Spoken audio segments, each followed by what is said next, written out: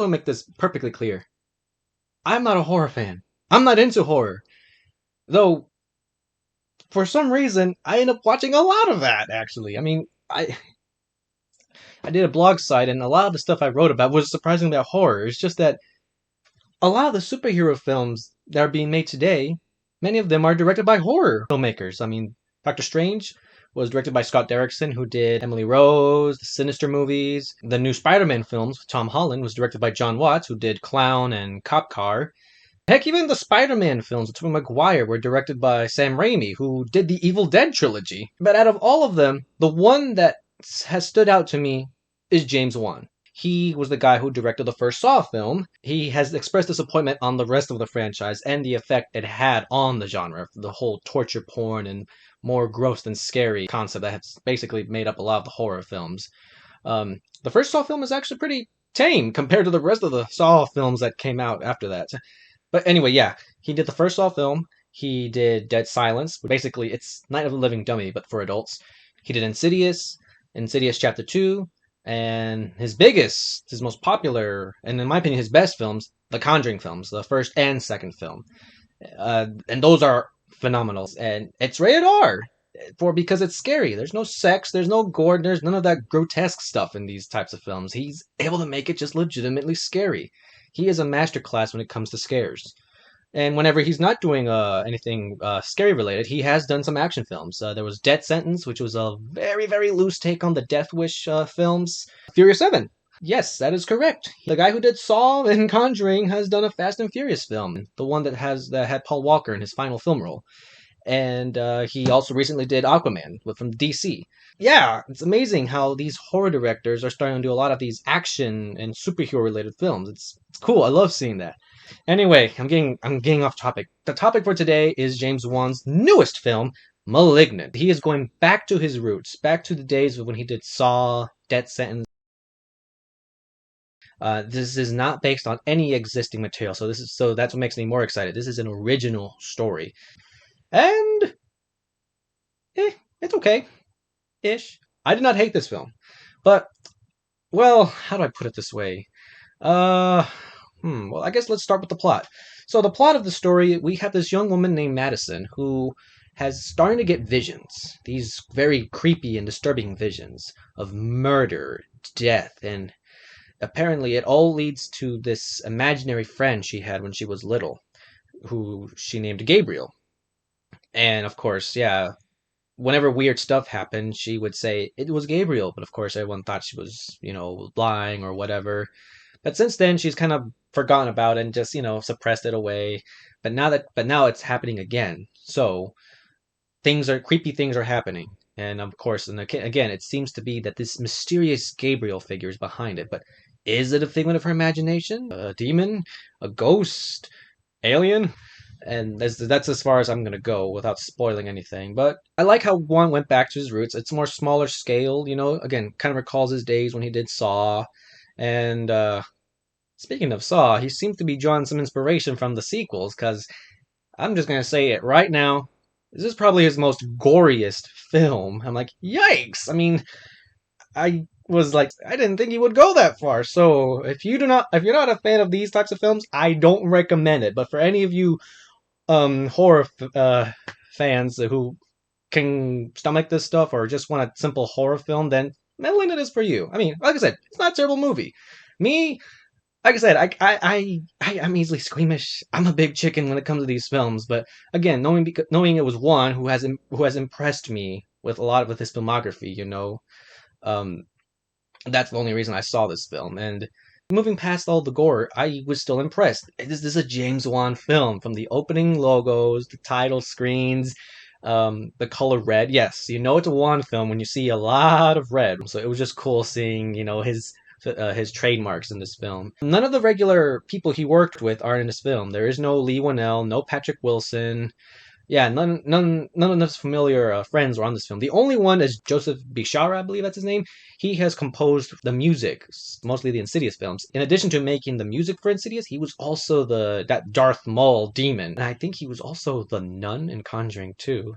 But yeah, like I said, that's the only collaborator he's reteamed with, as he does only the music to this film. And oh, and fun fact, in Aquaman, he composed the music whenever Aquaman arrives at the trenches. Those monsters for a few brief seconds, it becomes a James Wan horror film when they find those like monsters there and they dive under again the red flash and everything.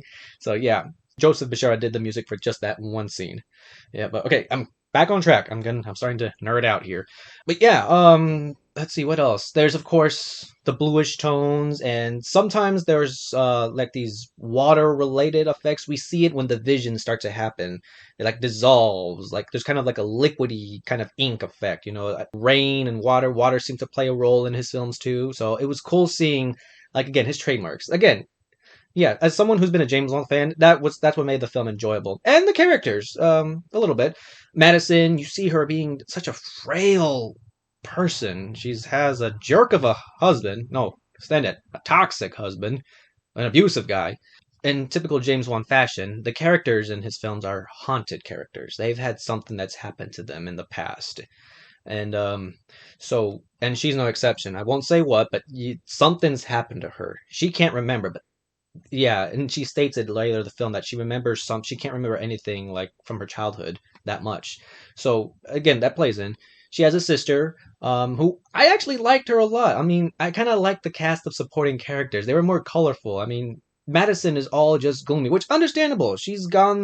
Stuff is going on in her head. So she's a bit more monotone and a bit blank because she's frightened, she's scared.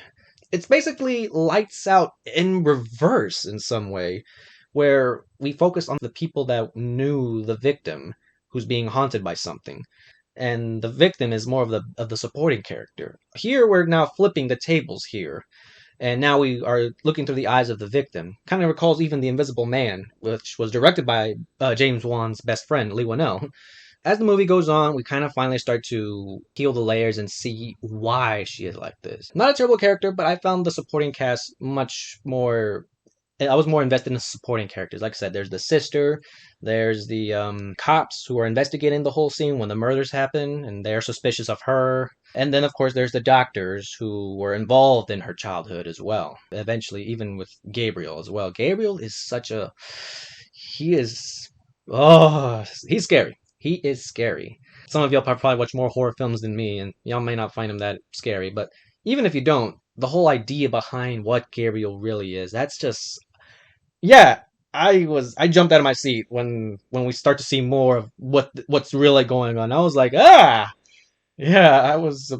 Oh man, that was shocking. But yeah, if anything, just even if you can predict what happens in this film, and there are some kind of predictable things, I grant you, there is one part that you won't see coming. I didn't see it coming. I thought I knew, but no, it blew my mind there. Like, yikes. So, props to James Wan for that part. And also, the movie ends abruptly. It just when you think we have a resolution, okay, that's over. Like, what? That's it? Don't we get a bit more closure than that? I mean, I'm all for open-ended endings, but this is not one I want an ambiguous ending. I mean, this doesn't look like it has sequel potential. Knowing the horror genre, they'll probably make a sequel for anything. James Wan, he always likes to give the final boo moment. He's not going to end it all nice and happy there. He has to give one last scare there before the cuts the credits. Oh, gets very campy. Some parts that were meant to be frightening or horrifying, I'm like, I'm sorry, I found it funny.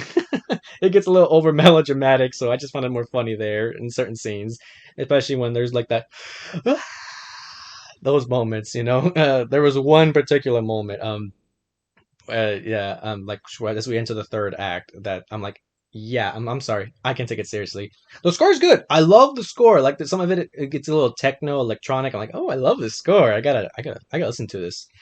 If you don't mind a nice, a typical horror film, with a few surprises and a lot of blood, it's corn syrup. It's just corn syrup. But yeah, if you don't mind the gore, then have at it. But if you're not into horror and not into any of that stuff, then I don't recommend it. I give this film a 6 out of 10, sort of a B minus C plus grade. I didn't hate this film. I didn't hate it at all. I mean, like I said, it kept me entertained. It does get a little slow paced, a little bit through the beginning, but once the detectives get suspicious and stuff comes in, then that's when the film gets interesting. But like I said, Malignant, the latest from James Wan's films, not one of his best work, but still, he delivers in the scares. So give him credit for that, though. next time, dial down on the gore. For a while, you were known as the Saw guy, and even Dead Silence was a pretty gruesome film. So yeah, that's what I liked about you. Insidious, The Conjuring, you knew how to do your scares. You know, you were able to scale back, not overdo it. So, and this film does overdo it. So, yeah, Malignant, like I said, if you like this kind of stuff, have that. And if not, you could do worse. Trust me, you could do way worse. But yeah, those are my thoughts, and take care.